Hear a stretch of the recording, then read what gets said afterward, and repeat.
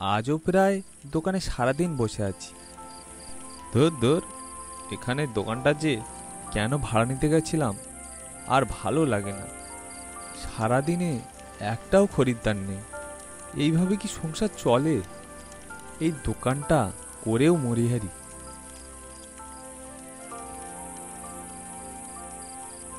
ও ঘোষবাবু, এখন চললেন কোথায়? এই যে দোকানটা বন্ধ করে এখন বাড়ির দিকে যাই, অনেক রাত হয়েছে। তা কি হয়েছে বলুন তো? আপনি আমার দোকানের দিকে একদমই আসেন না। আসলে ভাইয়া, আমি তো এখন বাজার টাজার করি না, সবাই একসাথে আছি বলে ওই ভাইরাই করেন। ও এই ব্যাপার। তাও যদি কিছু দরকার পড়ে তাহলে আসবেন কিন্তু। হ্যাঁ হ্যাঁ, যদি কিছু দরকার পড়ে তাহলে আমি নিজে অবশ্যই আসবো। আর তাছাড়া তোমার দোকানের মালগুলো খুবই ভালো। কি যে বলেন ঘোষবাবু, ওই চলে যাচ্ছে কোনো ক্রমে। আচ্ছা ভাইয়া, আমি এখন আসি। ওদিকে গিন্নিটাও আবার বাড়িতে নেই, একটু তাড়াতাড়ি যেতে হবে আবার। হ্যাঁ যাও যাও, একটু সাবধানে যাবেন। এখন যা রাস্তাঘাটের অবস্থা। তা যা বলেছো ভাইয়া। ঘোষবাবু চলে যাওয়ার পর খেয়াল হলো রাতের ঘড়িটা প্রায় 10টা ছুঁই ছুঁই। না, আর কিছু সময় বসে দেখি দুই একজন আসে কিনা। কই গো, শুনছো? বলছি একটু অল্প করে চিনিটা নিয়ে আসো না। শুনছো আমার কথা? বলি কই গো? আহ মিতালি, কি হলো আবার? দেখছো এখন দোকানে বসে আছি। কেন, একটুখানি দিয়ে যেতে কি কষ্ট হচ্ছে? হ্যাঁ, আমি তো দোকানদারি করতে বসিনি। দোকানের মালগুলো বাড়িতে খাবার জন্য সব এখানে সাজিয়ে রেখেছি। হ্যাঁ, ওই দোকানে বসে তো সারাদিন একটা টাকা ইনকাম করার মরদ নেই, এদিকে আবার বড় বড় কথা। না, একটু শান্তিতে দোকানেও বসতে পারবো না। সারাদিন শুধু ঝামেলা আর ঝামেলা। কই গো, বলি কথাটা কি কানে যাচ্ছে না? না, এবারে না গেলে কেলেঙ্কারি বাদিয়ে দেবে। হ্যাঁ, এই নাও তোমার চিনিটা। এ মিতালি, তোমার আমার সাথে সারাদিন ঝামেলা করতে ভালো লাগে? তা রাগ হবে না? এবারে বলি কি, এই দোকানটা ছেড়ে অন্য একটা কাজের খোঁজ নাও, নয়তো আমাদের আর সংসার চলছে না। তুমি তো জানো সবটা। সাধে কি এই দোকানে পড়ে আছি? গ্রামের বাড়িতে তেমন কোনো কাজবাজ নেই, তাই তো এখানে এই দোকানটা কম টাকায় ভাড়া নিয়ে কোনো ক্রমে চালাচ্ছি। হ্যাঁ, সেই আশায় থাকি। কতদিন হলো হাতে পয়সা করি আসেনি, সে হুঁশ আছে তোমার? হয়েছে হয়েছে, তুমি আমার কথা কোনোদিন বোঝার চেষ্টা করলে না। আদিদা, ও আদিদা। এই রে, এখন আবার কে এলো? কে? আমি সুনীল, এদিকে একটু আসো তাড়াতাড়ি, কথা আছে। হ্যাঁ তুই দাঁড়া, আমি এক্ষুনি আসছি। হ্যাঁ হ্যাঁ, বস বস। এবার বল কি হয়েছে? এত রাতে আসলি হঠাৎ? আর কোথায় থাকিস? দেখি তো না এই চত্বরে আর। আর বলো না, কাজের জন্য এখানে আর আসা হয় না। আচ্ছা আদিদা, শোনো না, তোমাকে একটা উপকার করতে হবে। আমার যা অবস্থা, নিজেরই চলছে না, আর তোকে কি উপকার করব? তাও বল দেখি, চেষ্টা করব। তেমন কিছু না, ওই আমার বিয়ের সমস্ত মুদিখানা বাজারটা তোমার দোকান থেকেই নেব ভাবছি। হ্যাঁ, এ তো বেশ ভালো কথা। এতে আবার সাহায্যের কি আছে? না মানে ওই বাকির ব্যাপারে বলছিলাম আর কি। ও এই ব্যাপার। হ্যাঁ বল বল, কত কি লাগবে? আর ফর্দ এনেছিস? তবে মালটা কিন্তু দুদিন পরেই পাবি। সে দুই একদিন দেরি হলে সমস্যা হবে না, তবে ওই মোটামুটি 15,000 টাকা মতো বিল হতে পারে। কি, 15,000 টাকা? না না, এত টাকা বাকি দেওয়া আমার পক্ষে সম্ভব হবে না। আর তুই আমাকে আগে বলতে পারতিস। দিদা, আমাকে ফিরিয়ে দিও না, আমার এখন খুব প্রয়োজন।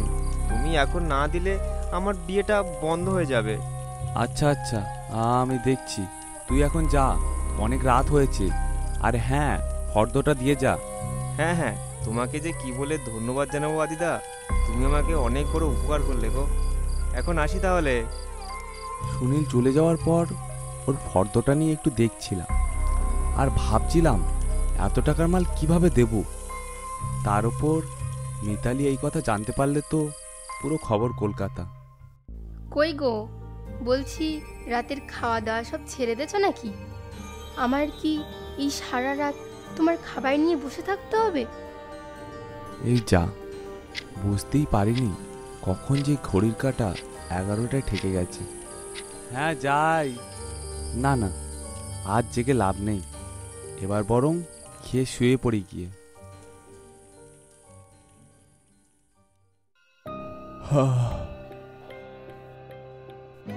বলি, আজ এই সাত সকালে দোকানে এসে বসলে যে? উফ, তুমি এইসব বুঝবা না। এত সকালে কি এমনি বসেছি?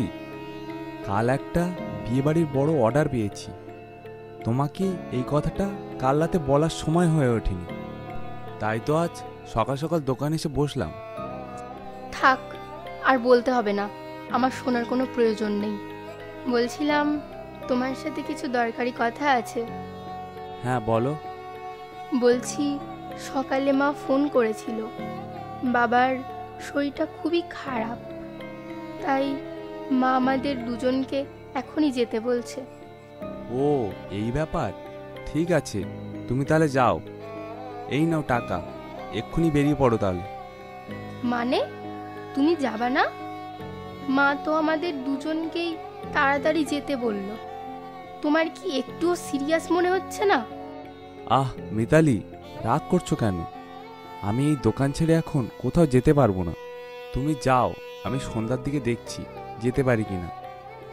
হ্যাঁ, তোমার তো এখন সময় নেই। কি যে রাজকর্ম করছো তুমিই জানো। আমি চললাম। আর হ্যাঁ শোনো, তোমাকে আর রাতে যেতে হবে না, বাবাকে বলে দেব। তোমার জামাই এখন খুব ব্যস্ত মানুষ। যা বাবা, বিয়ে করলেও জ্বালা আর না করলেও জ্বালা। রোজ দিনের মতো বসে থাকতে থাকতে কখন যে বেলা গড়িয়ে সন্ধ্যা হয়ে এলো। সারাদিন বসে থাকার পর একটু ঘুমের ঝিমটি আসছিল আর কি। কি আদি বাবু, ঘুমাচ্ছেন নাকি? দেখলাম ঘোষ বাবু দোকান বন্ধ করে বাড়ি যাচ্ছিলেন। আরে না না, ওই একটু চোখ লেগে গেছিল আর কি। ও আচ্ছা, তা বেচাকেনা কেমন চলছে? আর বেচা কেনা, মনে হয় এবার দোকানটা ছেড়ে দিতে হবে। সারাদিন বসে থেকে একটাও লোকজন নেই, ভাবছি গ্রামের বাড়িতে চলে যাব। হ্যাঁ ঠিকই বলেছেন, বাজারের যা অবস্থা, আমারও আপনার মতো একই অবস্থা। বাজারে যেন লোকজনের আনাগোনা দিন দিন কমে যাচ্ছে। তা আজ তো তাড়াতাড়ি দোকান বন্ধ করে দিয়ে চলে যাচ্ছেন দেখছি। হ্যাঁ, ওই মেঘের যা অবস্থা, মনে হয় যখন তখন বৃষ্টি নামতে পারে, তাই একটু তাড়াতাড়ি দোকানটা বন্ধ করে দিয়ে চলে আসলাম। আজ আকাশটা সকাল থেকেই ভারী। তা ঠিকই করেছেন, কখন যে বৃষ্টি চলে আসবে কিছু বলার নেই। না, মনে হচ্ছে বৃষ্টিটা এক্ষুনি চলে আসবে। আচ্ছা আদিবাবু, এখন আসি, আকাশের যা অবস্থা খুবই খারাপ। হ্যাঁ হ্যাঁ, যাও যাও, সাবধানে যাবে। ঘোষবাবু চলে যাওয়ার সাথেই বলতে না বলতে হুড়মুড়ি বৃষ্টি শুরু হলো।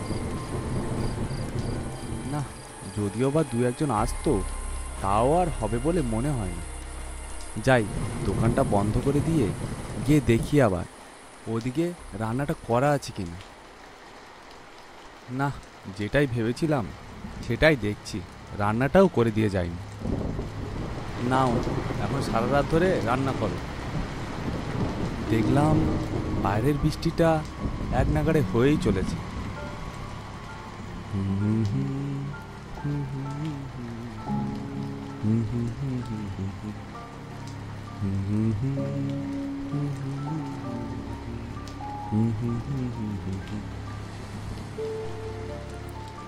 হঠাৎই আচমকা একটা ঝোড়ো হাওয়া শুরু হয়েছে, আর তার সাথে শুরু হয়েছে মুষলধারে বৃষ্টি।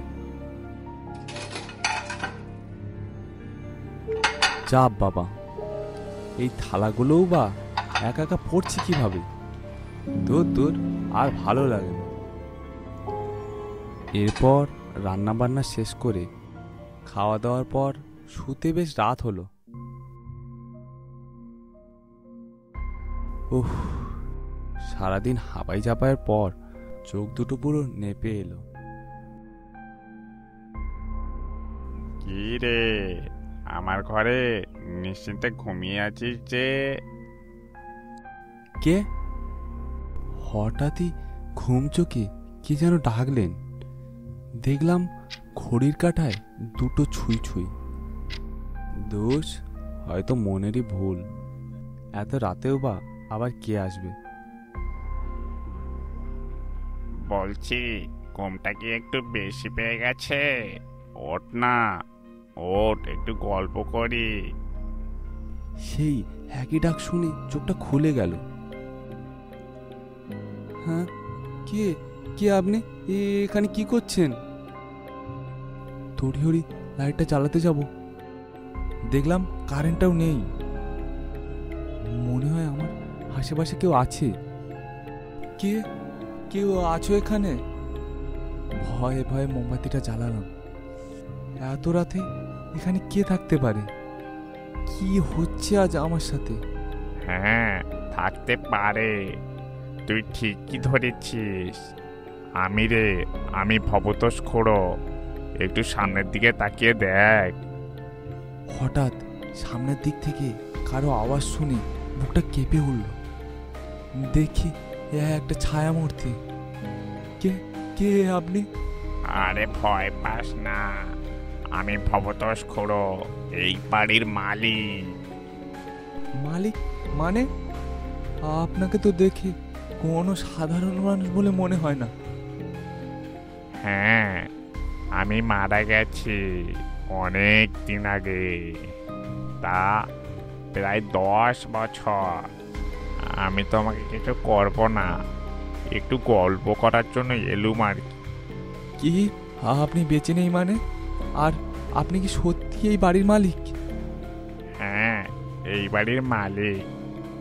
আসলে মরে যাওয়ার পর এই বাড়ির মায়া ছাড়তে পারিনি, তাই মাঝে মধ্যে আসি এখানে। তবে আজ তোমার সাথে দেখা হলো। না না, আমি আপনার সাথে কি গল্প করব? আপনি তো বেঁচে নেই। আরে, আপনি ভয় পেয়ে যাচ্ছেন কেন? তা এই বাড়িতে এসেছো কতদিন হলো? এই এসেছি তো অনেক দিন হয়ে গেল। তা আপনি এখান থেকে চলে যান, আপনাকে দেখে খুব ভয় করছে। তোমাকে তো আমি এখনো আমার পুরো রূপটা দেখাইনি, তাহলে দেখার পর কি করবে? বলছি তো, আমি তোমাকে কিছুই করব না, শুধু একটু গল্প করুম আর কি। আসলে মানে আমি কিছু দেখতে চাই না। এরপরে মোমবাতিটা কাঁপা কাঁপা হাতে সামনে তুলে ধরতে, আ দিলি তো আমাকে তাড়িয়ে।